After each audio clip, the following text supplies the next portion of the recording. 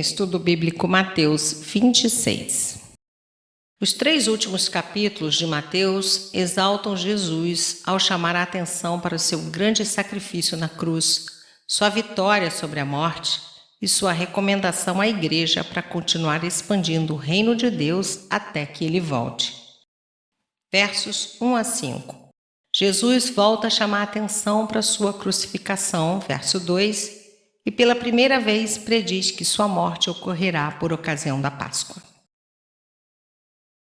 Essa predição contrariava as expectativas dos sacerdotes e anciãos que se reuniam no Sinédrio e planejavam atrasar o assassinato de Jesus para depois da festa, versos 3 a 5.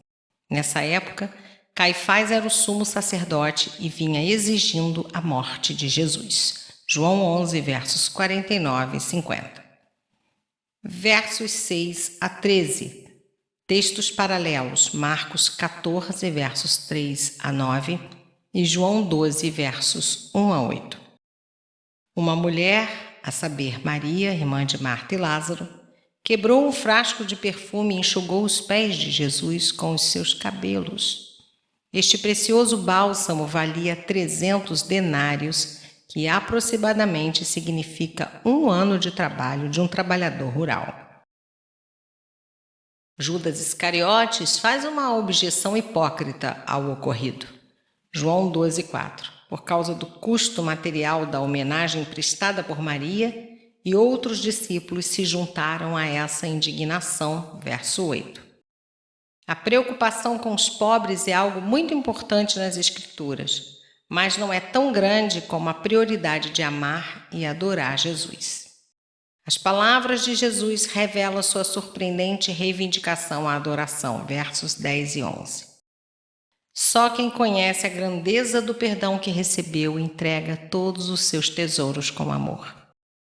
O vaso de alabastro, que é o nosso tesouro, tem que ser quebrado e o perfume todo derramado sobre Jesus. O vaso tem que ser quebrado para Deus fazer de novo, porque quem não nasce de novo não pode conhecer Jesus. Foi o que Jesus disse a Nicodemos em João 3. Ele é o oleiro. Pega o vaso e molda um novo. Isaías 64, verso 8. Versos 14 a 16. Judas afirma um pacto de traição. Não se pode determinar até que ponto o então verso 14 liga esse parágrafo ao anterior. Se os versos 6 a 13 devem ser considerados um parêntese para explicar uma das raízes da traição, então a conspiração de Judas pode ter começado nos versos 1 a 5.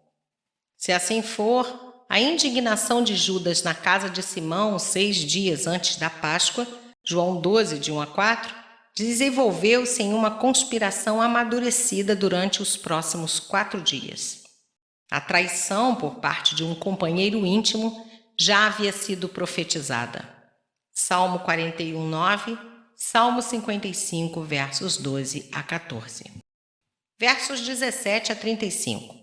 Jesus combinou de fazer a preparação da Páscoa no dia em que os cordeiros eram costumeiramente sacrificados. Marcos 14, 12. Esse texto de Mateus indica que essa ceia com os discípulos foi uma refeição de Páscoa que Jesus comeu com eles na véspera da sua crucificação.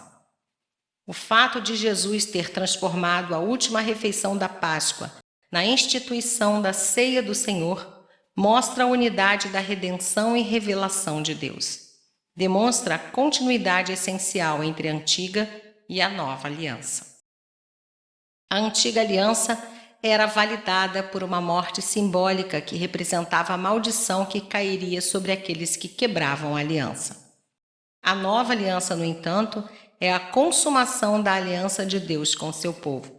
Ela não é estabelecida por uma morte simbólica, mas pela morte real de Jesus, o Cordeiro sem mácula, e que suportou a maldição em nosso lugar. Ler Hebreus 8, versos 6 a 13. A morte de Cristo, simbolizada pelo seu sangue, verdadeiramente estabelece o relacionamento de Deus com seu povo, pelo qual ele perdoa os pecados de todos. Isso afirma que o verdadeiro significado da Páscoa se baseia no fato de que, desde o Antigo Testamento, aponta para Jesus Cristo. Mostra o relacionamento essencial entre a morte de Jesus e o perdão dos pecados, assim como a ligação de ambos com o sacrifício da Páscoa e o anseio pelo banquete messiânico na consumação dos séculos. Jesus ofereceu pão sem fermento e vinho para serem símbolos e representações daquilo que ele é para os seus seguidores e daquilo que ele fez em prol dos homens. Versos 26 a 30. A ceia deve continuar a ser celebrada como memória até a segunda vinda de Cristo, como nos ensina o apóstolo Paulo, em 1 Coríntios 11, 26. Essa noite serei pedra de tropeço, verso 31. No contexto de Zacarias 13, 7, Javé fere o pastor, o homem que é íntimo dele. Como resultado, os pequeninos de Deus são espalhados, mas em seguida são renovados e verdadeiramente se tornam o povo de Deus. O abandono predito dos discípulos com relação a Jesus é um exemplo da apostasia da nação e o retorno deles representa os remanescentes que Deus salvará. E Pedro, em sua intensidade, promete a Jesus o que não é capaz de cumprir. Mas Jesus o avisa que não será assim. Versos 33 a 35. Deus sempre nos avisa quando estamos prestes a pecar. Versos 36 a 56. Jesus no Getsêmani e sua prisão. Nesse trecho, vemos um dos acontecimentos mais significativos da vida de Jesus. Demonstra sua verdadeira humanidade. Hebreus 5, verso 7. Levou os seus discípulos mais chegados ao Getsêmani para apoio e consolação. Mas a agonia final tinha de ser enfrentada por ele sozinho em comunhão com o Pai. Instintivamente, como homem, recuava perante a morte na cruz, com todas as suas humilhações e torturas. Getsêmani, verso 36, significa lagar do azeite ou prensa do azeite, e ficava do outro lado do Cedron, no Monte das Oliveiras, Lucas 22, 39, João 18, versos 1 e 2. Cálice, verso 39. Nas Escrituras encontramos esta palavra em referência à bênção de Deus, Salmo 23, 5, ou a sua ira, Salmo 75, 8. Aqui, certamente se refere ao cálice da ira de Deus, e Jesus estava aterrorizado com a perspectiva de suportar a ira do Pai por causa dos nossos pecados. Nós conseguimos encarar a morte por saber que Deus está conosco. Mas Jesus teve de enfrentar a morte sabendo que o seu Pai iria lançar-se sobre ele com ira e condenação, a condenação da separação. E mesmo em sua agonia, Jesus se preocupava com seus discípulos e os exortava a vigiar e orar. No verso 52, ele os ensinava que as batalhas espirituais devem ser travadas com armas espirituais, com a espada do Espírito, a espada de 2 gumes que é a palavra de Deus. Efésios 6, 17, Hebreus 4, 12. Não seja como eu quero, e sim como tu queres, verso 39. Faça-se a tua vontade, verso 42. Desde o começo até o fim, a oração de Cristo foi perfeitamente submissa ao Pai. E a oração foi atendida, não removendo o cálice, mas concedendo forças para bebê-lo. Lucas 22, 43.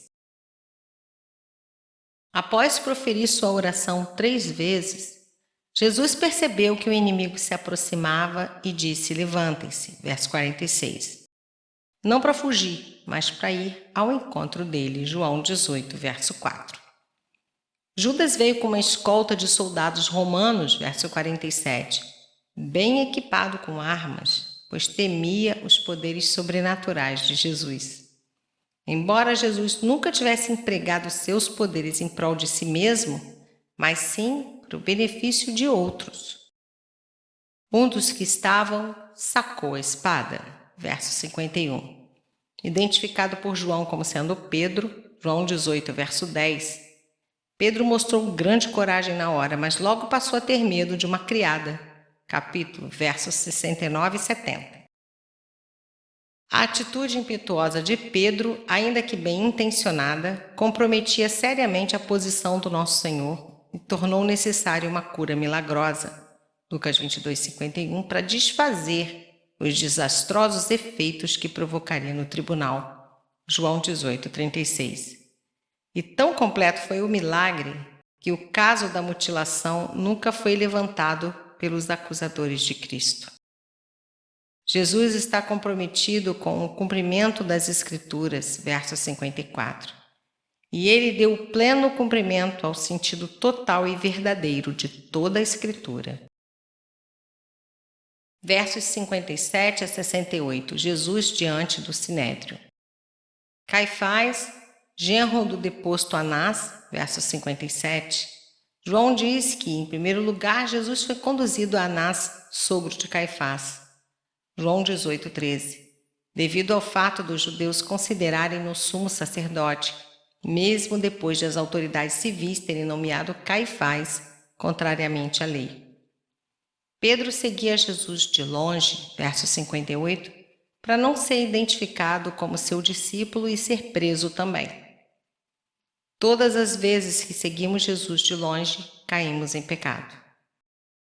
O Sinédrio era o supremo concílio dos judeus formado por sumos sacerdotes, dos saduceus, dos fariseus e dos escribas. O Sinédrio teve dificuldade de obter até mesmo o pretexto da prova de mais de uma testemunha, verso 60. Eram necessárias 2 testemunhas para condenar Jesus. Por fim, conseguiram essas 2 que torceram as palavras de Jesus, que nada respondeu em sua defesa.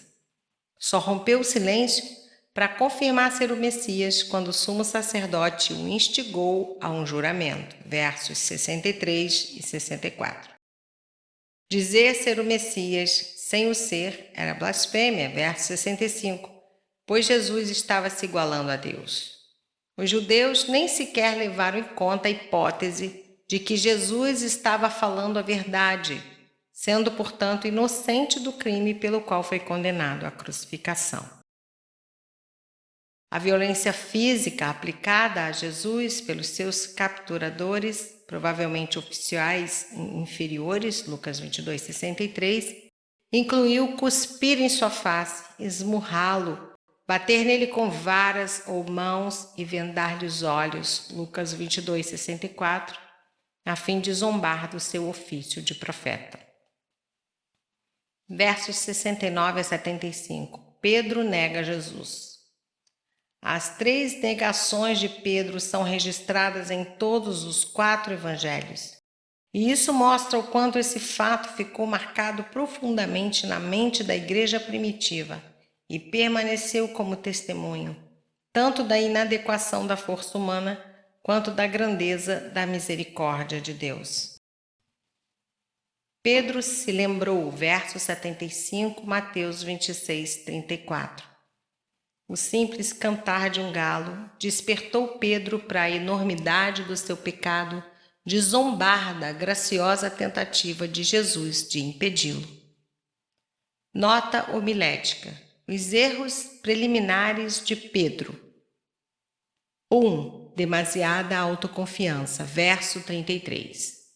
2. Desobediência da ordem de Jesus para vigiar e orar, versos 40 a 44. E 3. Esquecimento da palavra de Jesus, versos 34 e 75. Conclusão: o tropeço na vida cristã é consequência de erros anteriores.